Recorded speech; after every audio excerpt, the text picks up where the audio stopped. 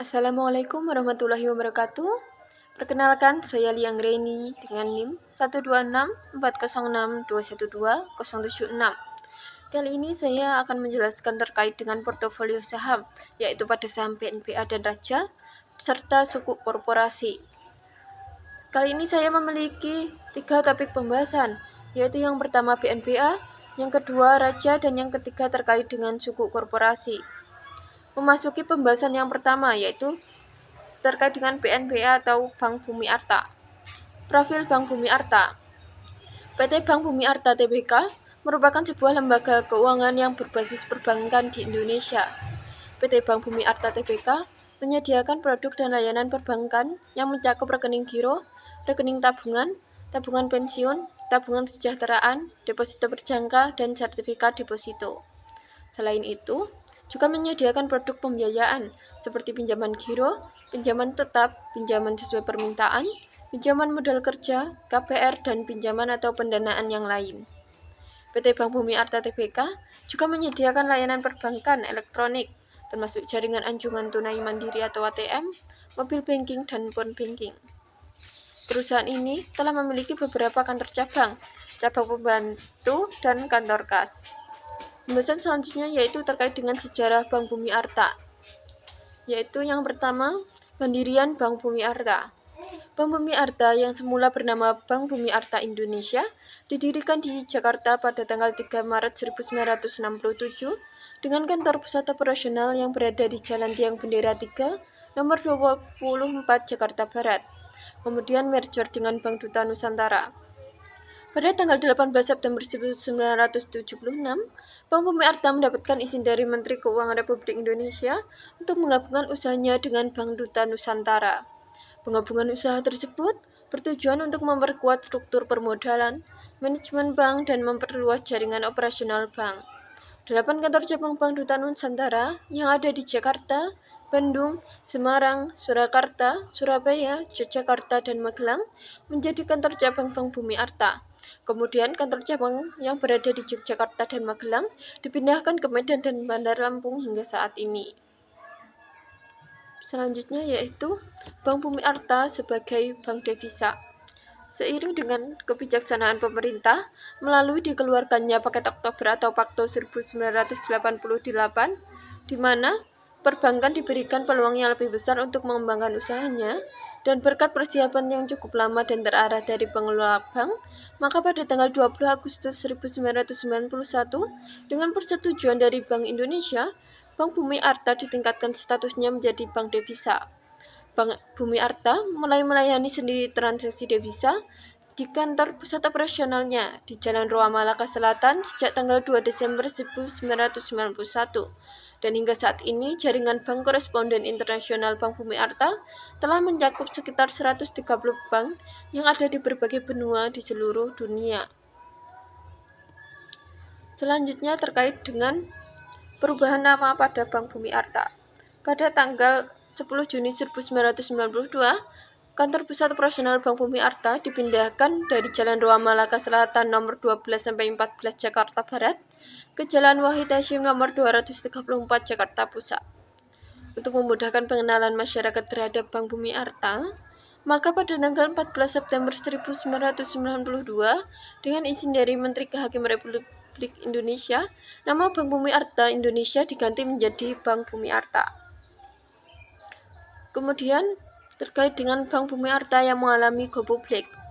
Untuk memperkuat struktur permodalan, operasional bank, dan pengelolaan bank yang lebih profesional dan transparan, yang berprinsip pada good corporate governance dan risk management, maka pada tanggal 1 Juni 2006, Bank Bumi Arta melaksanakan penawaran umum perdana atau IPO dengan mencatatkan sahamnya di Bursa Efek Jakarta sebanyak 210 juta saham atau sebesar 9,10% saham yang ditempatkan.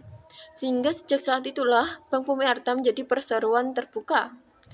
Pembahasan kedua terkait dengan Bank Bumi Arta yaitu mengenai saham pada Bank Bumi Arta. Dari grafik tersebut bisa dilihat bahwa harga saham BNPA saat ini yaitu berada pada angka 835, dan bila dibandingkan dengan harga saham sebelumnya, Harga saham BNPA saat ini telah mengalami kenaikan sebesar 65 poin atau 8,44%. Sementara itu, volume perdagangan pada saham BNPA yaitu sebesar 3,811 miliar. Dengan nilai PER atau Price to Earning Ratio sebesar 96,08, nilai PBV atau Price to Book Value sebesar 0,78, nilai ROA atau Return on Asset sebesar 0,31, nilai ROE atau Return on Equity sebesar 0,87. Pembahasan selanjutnya yaitu terkait dengan net profit. Net profit atau biasa disebut dengan laba pada saham BNPA atau Bank Bumi Arta selama 5 tahun terakhir ini telah mengalami kenaikan dan juga penurunan. Pada tahun 2019 dan 2020 mulai mengalami penurunan hingga 35,05 miliar. Namun pada tahun 2021 mulai mengalami kenaikan kembali dan pada tahun 2022 mengalami penurunan kembali. Kemudian, pada tahun 2023, net profit pada saham BNPA telah mengalami penurunan hingga 17,95 miliar. Kemudian, pembahasan terakhir terkait dengan Bank Bumi Arta yaitu mengenai analisis fundamental. Analisis fundamental pada saham Bank Bumi Arta didasarkan pada beberapa hal berikut ini, yaitu yang pertama terkait dengan net profit. Perusahaan Bank Bumi Arta telah mencetak laba yang positif selama 5 tahun berturut-turut. Dari segi rasio hutang, DER atau rasio hutang perusahaan ini kurang dari 1 atau 0,01 kali modal. Dari segi tier saham, perusahaan ini memiliki saham tier 2 dengan market cap menengah yaitu di atas 1T. Dari segi current ratio, perusahaan memiliki aset lancar yang lebih besar dari liabilitas jangka pendek. Dari segi price to book value, perusahaan berada dalam kondisi overvalue dengan nilai PBV yang lebih rendah dari valuasi perusahaan. Dari segi net profit margin, perusahaan memiliki profitabilitas yang kurang baik, yaitu dengan nilai NPM kurang dari 10%, yaitu sebesar 4,66%.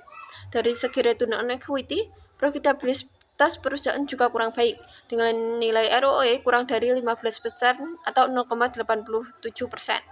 Dari segi Buffett's intrinsic value, perusahaan berada dalam kondisi overvalue dengan harga saham di atas harga wajar, yaitu sebesar 398.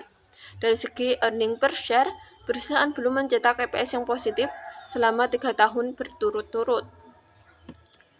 Itulah pembahasan terkait dengan Bank Bumi Arta. Selanjutnya kita akan segera memasuki pembahasan yang kedua, yaitu terkait dengan Rukun Raharja atau Raja. Profil Rukun Raharja. PT Rukun Raharja Tbk merupakan perusahaan penyedia energi yang berbasis di Indonesia. Perusahaan ini bergerak di dalam bidang distribusi gas alam, distribusi gas minyak bumi cair, transmisi, dan kompresi gas. Perusahaan ini melaksanakan bisnis layanan atau layanan distribusi gas alam, pengadaan dan pengelolaan bongkar muat kontainer, dan layanan pengisian dan transportasi ke silinder gas LPG. Konsumennya termasuk produsen komersial, produsen industri, dan pembangkit listrik. Anak perusahaannya termasuk PT Cahya Saguna Niketana yang bergerak di bidang layanan pelabuhan, PT Triguna Internusa Pratama yang bergerak di bidang transmisi dan kompresi gas, dan PT Panji Raya Alamindo yang bergerak di dalam bidang investasi. PT Rukun Raharja Tbk memiliki kantor pusat yang berada di Jakarta dan memiliki kantor operasional yang berada di Medan dan Banten. Kemudian pembahasan kedua yaitu terkait dengan sejarah Rukun Raharja.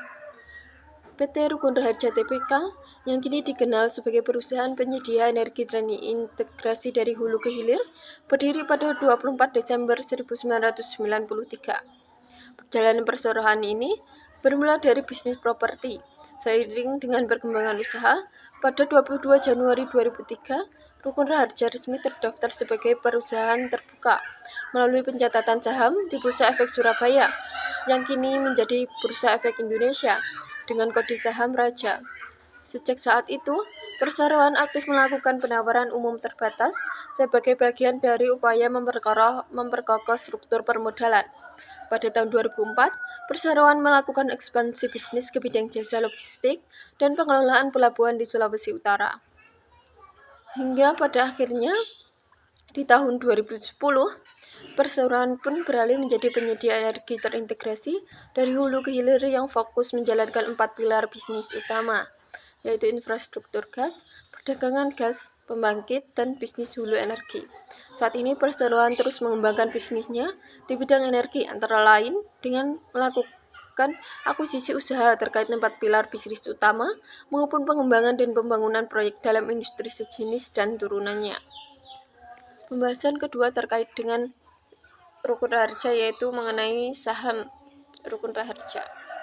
Dari grafik tersebut bisa dilihat bahwa harga saham Raja saat ini berada pada angka 1015, yang artinya dibandingkan dengan harga saham sebelumnya, harga saham Raja saat ini telah mengalami penurunan sebesar 30 poin atau sekitar 2,87%. Sementara itu, volume perdagangan pada saham Raja yaitu sebesar 2,742 miliar.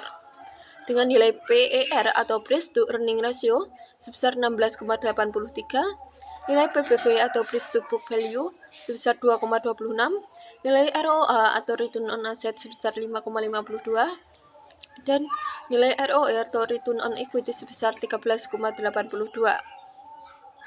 Selanjutnya terkait dengan net profit.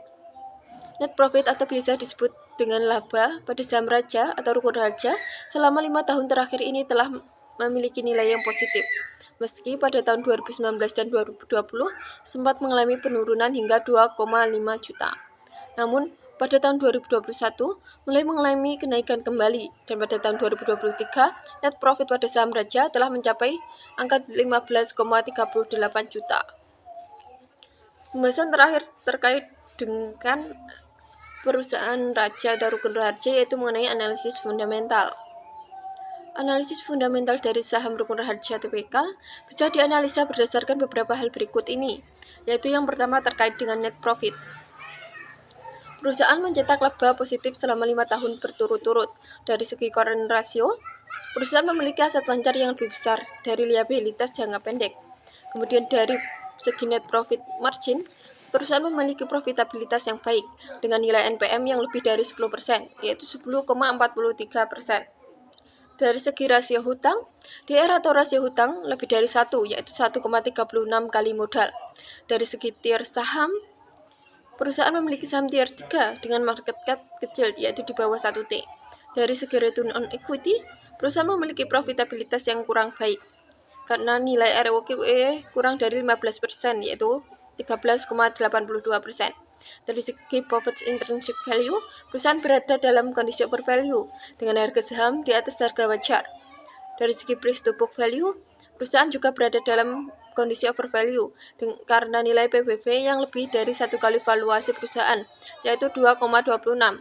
Dari segi earning per share, perusahaan ini belum mencetak EPS yang positif selama 3 tahun berturut-turut.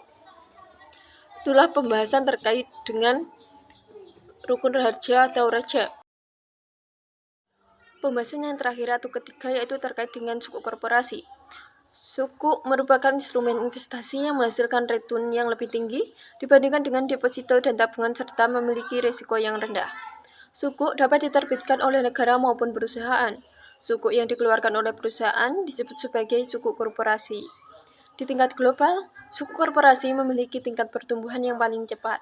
Pertumbuhan sukuk korporasi yang pesat tersebut karena didukung oleh kinerja perusahaan sebagai penerbit yang dianggap memiliki prospek baik dan dipercaya oleh publik. Pada pasar keuangan global, sukuk korporasi memiliki daya tarik bagi investor karena memberikan keuntungan yang berkelanjutan dan adanya hak kepemilikan tertentu terhadap aset sesuai dengan porsi sukuk yang dimiliki. Pihak yang menerbitkan sukuk korporasi adalah perusahaan yang didirikan berdasarkan ketentuan undang-undang untuk menerbitkan sukuk. Asetnya berupa barang milik perusahaan yang memiliki nilai ekonomis yang dijadikan sebagai dasar penerbitan dari sukuk korporasi itu sendiri. Selanjutnya pembahasan kedua terkait sukuk yaitu mengenai tahap penerbitan sukuk korporasi. Tahap penerbitan sukuk korporasi di Indonesia memiliki perbedaan skema dengan penerbitan sukuk di berbagai negara. Perbedaan tersebut terletak pada kebutuhan atas suatu entitas lain yang menerbitkan sukuk dan bersifat bankruptcy remote. atau tidak dapat dipilotkan. Penerbitan suku di negara lain tidak dilakukan oleh perusahaan penerbit sebagai originator, namun dilakukan oleh perusahaan khusus yang merupakan SPV, yaitu perusahaan yang didirikan khusus untuk mendukung jalannya proses sekuritisasi aset. Sedangkan penerbitan suku korporasi di Indonesia langsung diterbitkan oleh perusahaan penerbit, karena belum ada regulasi yang memungkinkan penerbitan suku korporasi melalui SPV. Penerbitan suku yang telah menggunakan SPV di Indonesia baru dilakukan dalam penerbitan suku negara atau suku global. Implikasi tidak digunakannya SPV dalam penerbitan suku korporasi di Indonesia dari sudut pandang bisnis yaitu akan berdampak semakin berkurangnya fee yang harus dikeluarkan emiten apabila menerbitkan suku korporasi. Oleh karenanya, di dalam penerbitan suku korporasi di Indonesia tidak melibatkan SPV, maka tidak ada komponen biaya SPV di dalam perhitungan harga pasar wajar. Pembahasan terakhir atau ketiga terkait dengan suku korporasi, yaitu membahas mengenai analisa suku korporasi. Dari grafik tersebut, Otoritas Jasa Keuangan atau OJK mencatat bahwa pada bulan Juni 2023, nilai outstanding suku korporasi Indonesia mencapai 47,66 triliun. Jumlah tersebut lebih tinggi 8,29% jika dibandingkan dengan bulan sebelumnya, yang hanya sebanyak 44,1 triliun. Nah, adapun jika dibandingkan dengan bulan Juni 2022, nilainya juga mengalami peningkatan sebesar 26,12% menjadi 47,66 triliun dari yang awalnya hanya 37,79 triliun. Kenaikan nilai outstanding tersebut sejalan dengan bertambahnya jumlah suku outstanding di pasar modal. Tercatat bahwa pada bulan Juni 2023, jumlah suku outstanding mencapai 238. Angka tersebut lebih tinggi 625% dari posisi Mei 2023 yang sebanyak 224 suku. Adapun jika dibandingkan dengan bulan Juni 2022 yang sebanyak 200 suku, maka jumlahnya telah meningkat sebesar 19%. Di sisi lain, akumulasi jumlah penerbitan suku pada Juni 2023 tercatat mencapai 428. Jumlahnya lebih tinggi 3,38% dari Mei 2023 yang hanya 414 suku dan mengalami kenaikan sebesar 19,89%. Dibandingkan dengan bulan Juni 2022 yang hanya 372 suku. Sementara itu, nilai akumulasi penerbitan suku per bulan Juni 2023 telah tercatat mencapai 92,3 triliun, yang artinya naik sebesar 4,12% dari bulan Mei 2023 yang hanya sebanyak 88,65 triliun.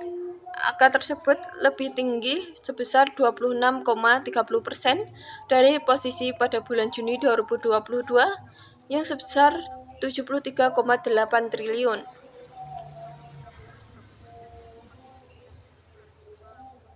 Kemudian, apabila dilihat secara historis, perkembangan suku di Indonesia konsisten mencatatkan kenaikan secara tahunan sejak tahun 2018 hingga 2022, baik dari sisi akumulasi jumlah penerbitan maupun akumulasi jumlah outstanding. Hal tersebut pun mendorong kenaikan nilai akumulasi penerbitan suku serta nilai outstanding suku yang ada di pasar modal. Mungkin itu saja yang bisa saya sampaikan. Terima kasih.